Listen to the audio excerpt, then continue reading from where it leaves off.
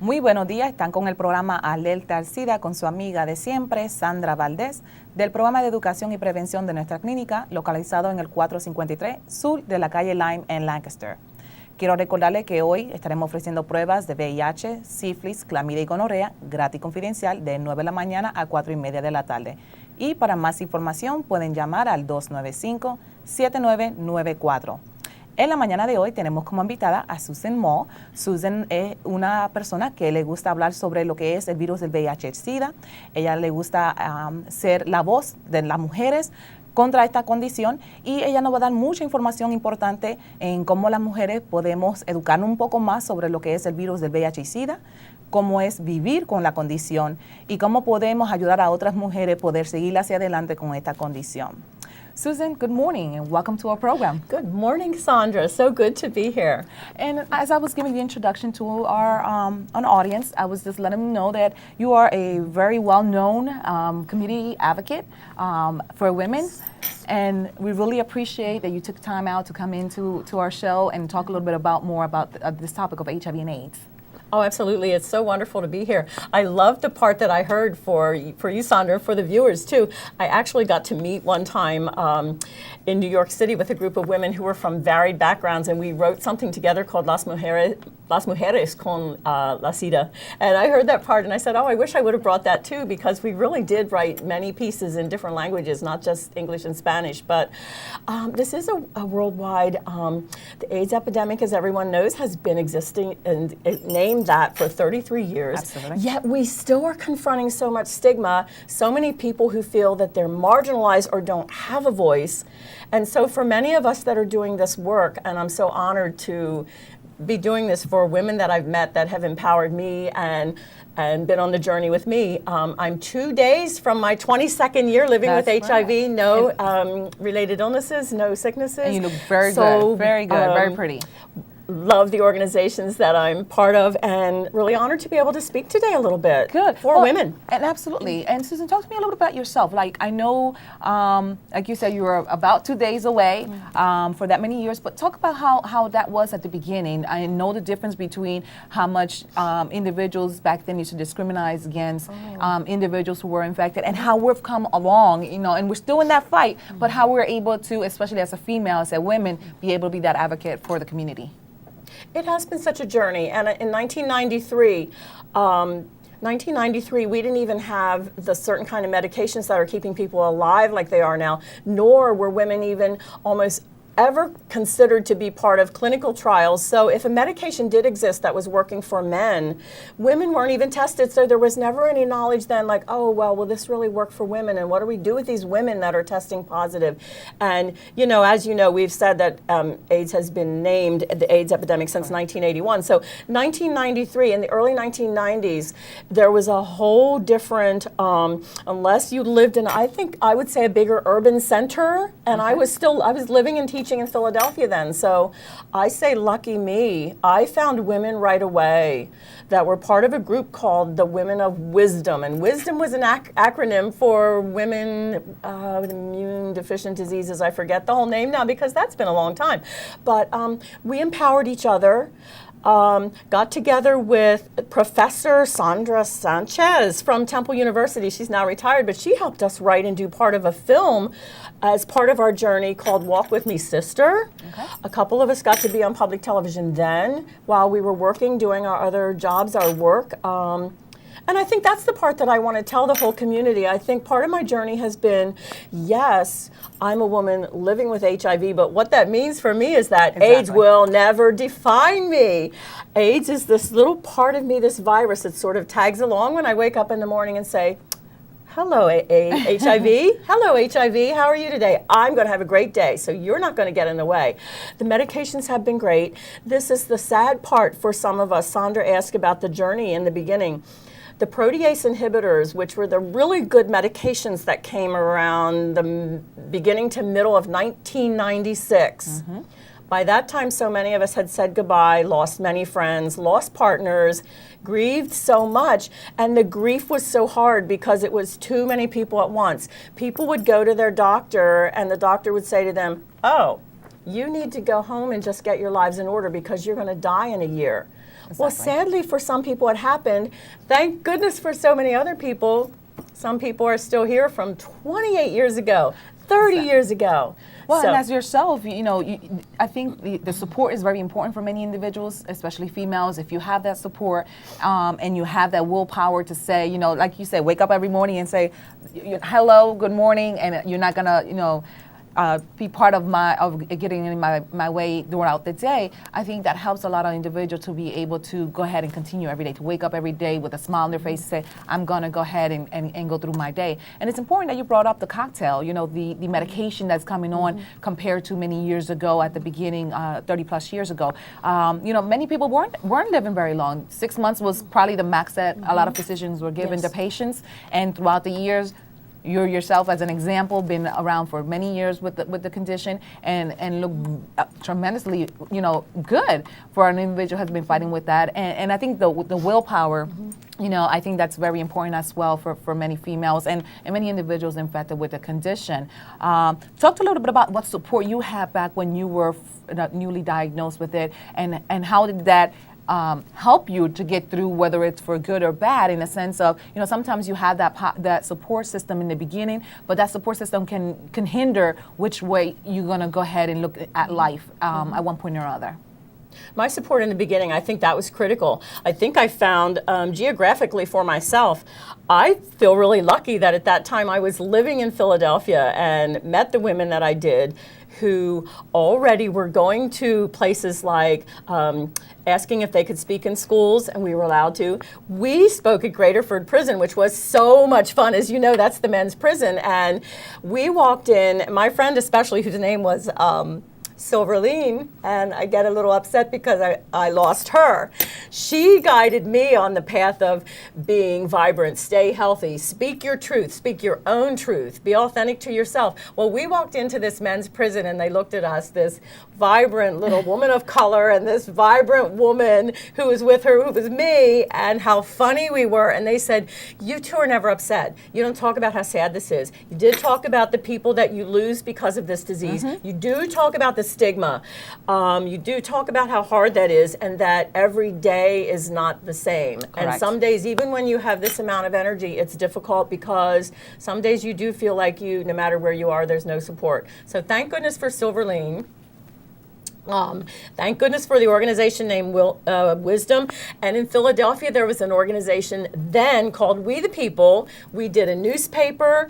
We put it out in the community so people would know things that were changing year by year, month by month, what kind of things were happening for people living with HIV. And that distinction when people ask or look at you and say, well, isn't HIV the same as AIDS? No. Exactly. Some people never end up and never advance to AIDS, and AIDS has its whole criteria that's different than HIV. It has to do with AIDS-related illnesses and your CD4 counts, your blood work, and a lot of other things. But so for me, that support in the beginning made the difference, because then I knew I could keep on doing my work. Like I said, or I didn't say, I was teaching full-time at John Bartram High School in Southwest Philadelphia, and I was on public television one night and came in the next morning to school. And these young people were there at school and said, oh, we saw you on television. We're so proud of you. And as only young people can do, 15-year-olds, as 15-year-olds would do. And it's interesting to me in this journey, it is often the young people that lead the way, that aren't afraid to say, thank goodness you spoke out, because people don't talk about this. Correct. And we don't want people to keep testing positive, because this is 100% preventable. This is the one disease that's 100% preventable. But my friends, my peers, my family, people that you would think would be saying, yay, someone in our profession is speaking openly about this.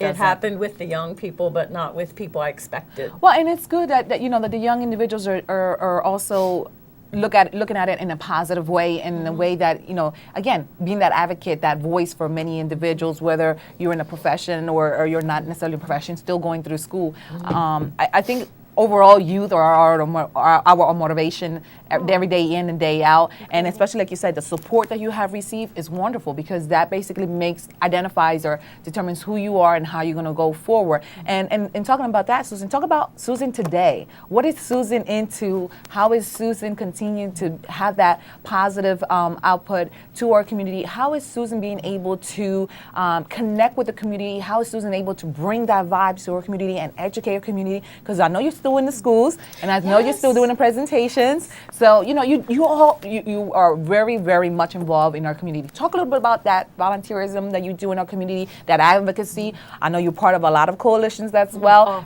Talk a little bit about that, how those coalitions are impacting our community and how you're part of that. Well, I do have to tell you this, and I want to show you, if you can see this, if I hold this up, I am part of 2 organizations, especially I'm so proud of, Positive Women's Network, let me hold that still, and it says on the front, National Leadership Summit for Women. We just had this summit September 17th to 19th in Fort Walton Beach, Florida. Wow. And it was the first ever Speak Up Summit as a national gathering for HIV positive women, planned by HIV positive women, run by HIV positive women, women empowering each other to speak up during the summit, talk about their issues, everything from transphobia, the hate against transgender women, how we can stop that, talk about the stigma, talk about ending HIV criminalization. And it's amazing the work that women have done to change legal codes in many states already. We're working with attorney generals, we're working with legal experts in many states to try to end HIV criminalization. And I'm also part of the Campaign to End AIDS, which is also an amazing national organization. And we're about to meet in Cleveland, Ohio in less than a month. And we also are working really hard on the issues like ending HIV criminalization and how to also connect with, not recreate the wheel, but also keep going with, how can we change policy? How can we be very clear when we go to Capitol Hill and speak to our representatives and senators? How can we ask them to support us and support the NIH? We need to be clear. We're still talking about eliminating stigma. We're still trying to motivate advocates and the young people, the young women, I have to say this, the young people that are in college and graduate school who have been so open and so brave and so courageous. Some of them were born with HIV. You cannot believe the power they exude. Oh my goodness, they are so amazing. So they're also helping us to mobilize advocates, and we're building leadership in rural, suburban, and urban communities across America. That's a lot. That's very good, Susan. And I think at one point, I remember one year being part of the advocacy that happened at the Capitol in D.C. and together with Philadelphia. I think it was Step Up. Yes. They were doing a whole advocacy piece and how important it is to talk to our legislator. I think that's important. Sometimes, we want a voice in our community. It could be at time of election. It could be at any time we want a voice. We want to make sure that our voice is heard, that what we believe, what we want, what changes we want in our community, we need to necessarily be a voice and be a power, a voice, that be that power to our community, and those individuals maybe does not have a voice. Everyone has a voice and should know that they have a voice. And not only should they know that they have a voice, but it's important that if you want to be heard, you need to speak up. You need to speak up, speak out. Not only that, you can be part of community meetings, community networks that are available, and in that point, you can basically talk about this. There's a lot of information out there on HIV/AIDS that many people are still ignorant to knowing, and all because maybe it's the lack of knowing where to go. Where do you meet?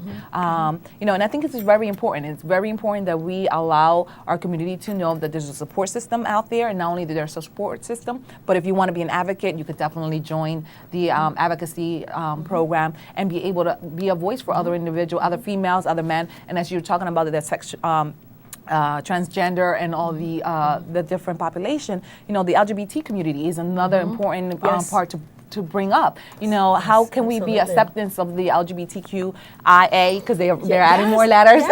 Yes, and that's so important. Yes. That's so important.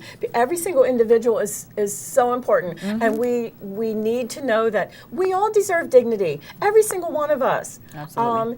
And I think the basic part is to think of yourself as if I was a person living my whole life with the chronic long-term illness, which would be lupus or diabetes or some kind of cancer or something different, I would not be defined by that. So I refuse to be defined by this. I will never be defined by this disease. There is no shame in HIV.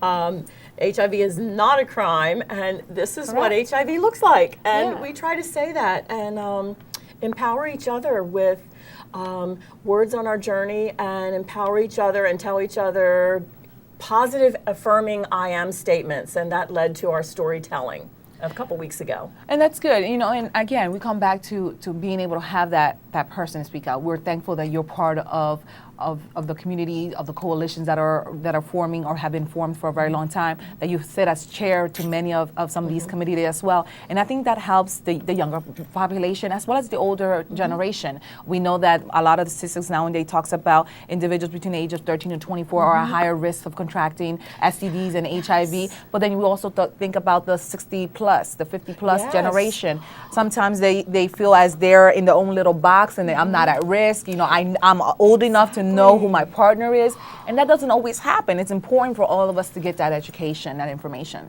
It is so important, and we do often think that, and there's actually a larger incidence than what we think of women over 50 being diagnosed.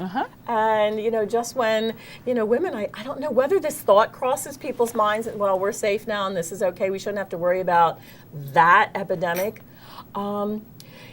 I do want to say, with people living with HIV, as long as we're taking our medication and compliant with the medication and our viral load is what is called undetectable, it doesn't mean we're cured. It means that viral load is undetectable. That particular amount within your body is undetectable. So studies have been done that indicate even with a partner, you will not pass HIV on to them. The rate of passing it would be a 0.4%. Like 99.6% of the time there will be the disease will not be spread because the medications suppress the illness. Suppression of the virus is so significant. Absolutely. So, but we don't want anybody else to get this. We don't want anybody else to have to go through this. We don't want people to have to go through the stigma. We need to get to the virus, and we can end AIDS. Absolutely, and I think that's important that you bring out the fact of that HIV has no name, no color, no gender.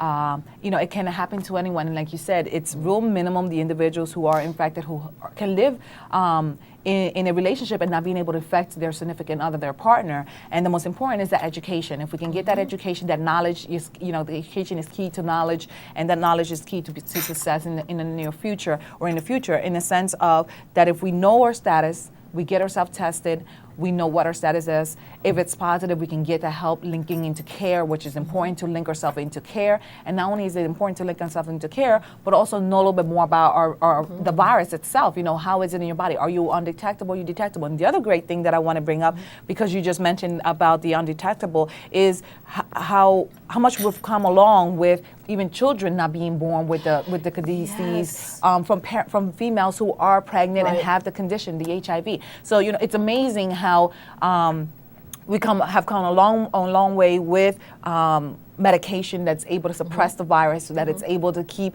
not only our partners from being infected with the disease, but also our children being born negative with a zero status when it comes to HIV. And I think it's wonderful. I mean, the journey doesn't end, and it's still a journey, and I believe that soon we'll have a cure. I really do believe that as much as we continue to, if we're able to suppress the virus right now, to have undetectable and not be at risk to other individuals, I think hopefully in the near future we're able still be alive to see that come. I think so. So many of us are saying, oh, we've lived all this time and this is amazing, and it's 2014 and we'll see the cure. And we're being told by many different sources, many specifically science-based, that the road to the vaccine and the cure could only hopefully be just a couple more years. Yeah. And so we're hoping that that's absolute fact, that we can make this like polio was in the 1950s, where we can say, oh, we have no new person, no new diagnosis,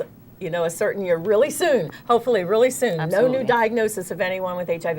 And I think that if we start the education at a young age, not that we're going to forget about the older generation, but I think if we can start at home, talk to our children about what HIV/AIDS is, what the risks are, how you can contract it, how you cannot contract it. I think it's the beginning stage to being able to make sure that as these young adolescents, young teenagers grow up, they'll be more safe about it and be educated about the STD and the HIV and how to be safe about it. And I think it's important that the communication does start from the house and from home, and if it's not happening at home, allow them to receive that education in the schools, which you're also part of the schools and educate. Talk a little bit about what you do in the schools.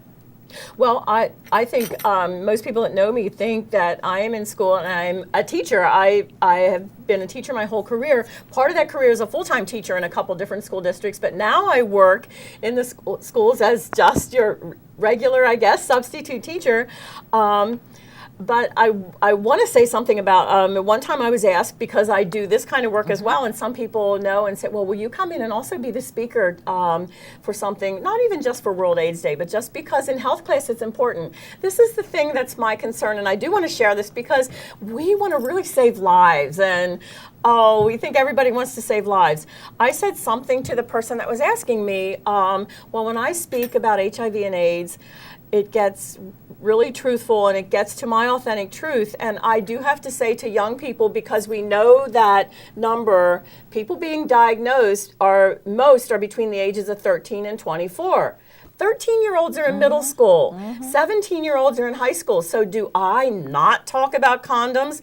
I can't do that. I can't say we have to adhere to an abstinence program because not only does it not work, we would like it to. No, doesn't work. People are testing positive. If that's our biggest age number, if that's our biggest group where people are testing positive, aren't I obligated in schools to say something about condoms and something even like when we say goodbye to young people on Fridays, can't we have condoms for people that don't have a safe place to go and say, I really want to keep myself safe, not be judgmental, don't weigh in on the moral end of all this, but make sure people have condoms.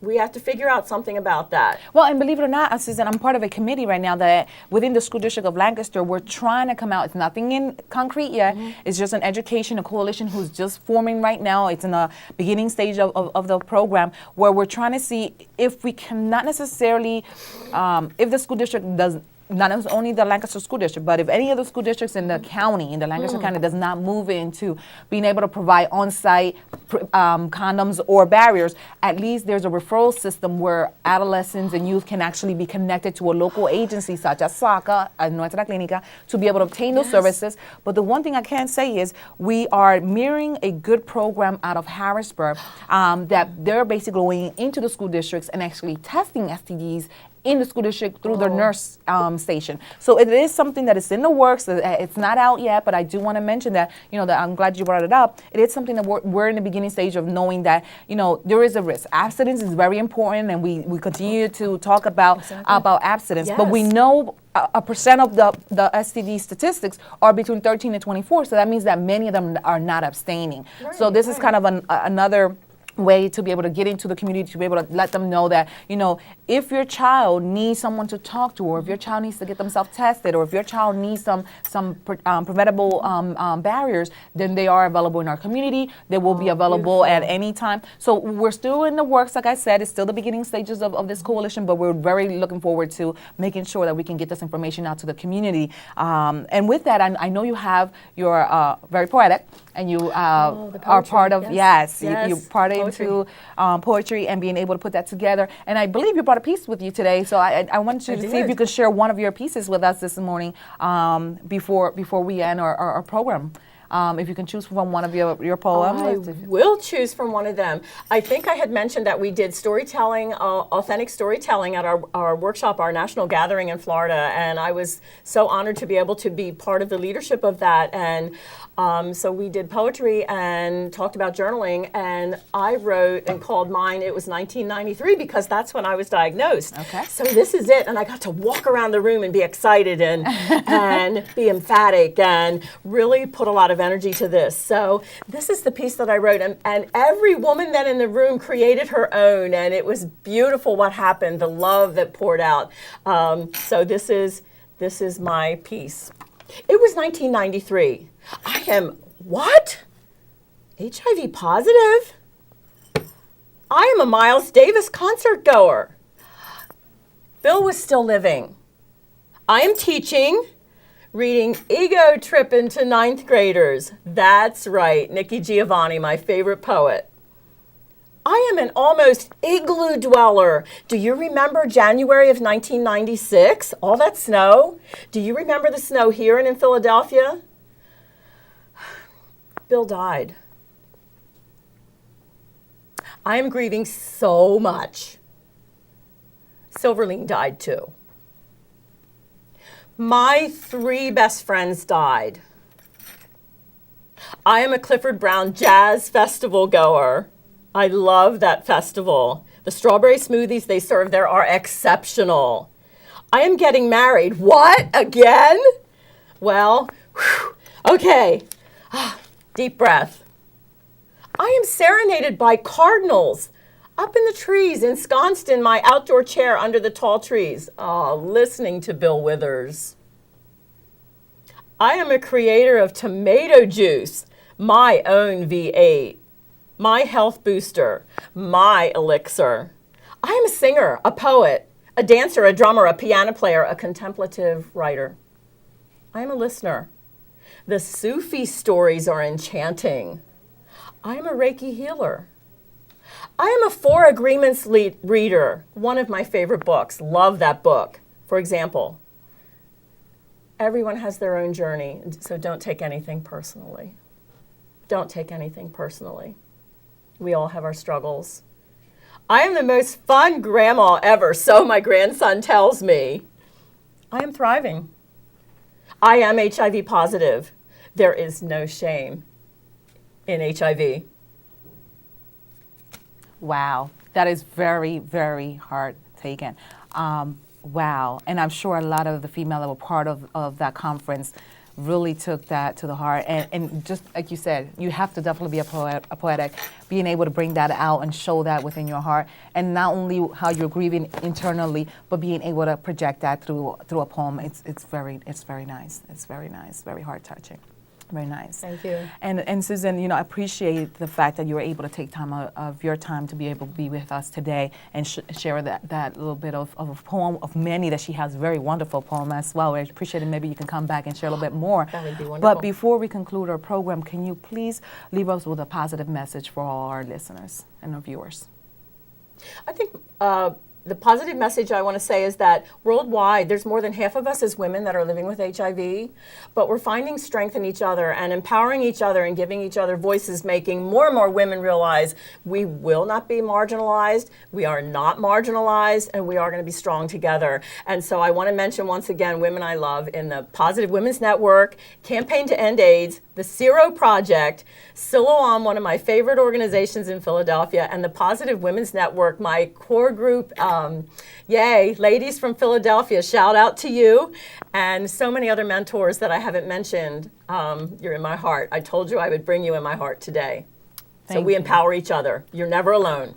Thank you, Susan. And again, and we appreciate for you being here today, being able to provide a little bit about your personal life, but also your advocacy in our community, how we empower women, how you've been empowering yourself and other females, and really appreciate you being here today. Thank you. Thank you so much. Y quiero recordar a la comunidad que de nuevo estaremos ofreciendo pruebas de VIH gratis y confidencial de 9 de la mañana a 4:30 de la tarde, y para más información, por favor de comunicarse al 295-7994. Que tengan todos un buen día.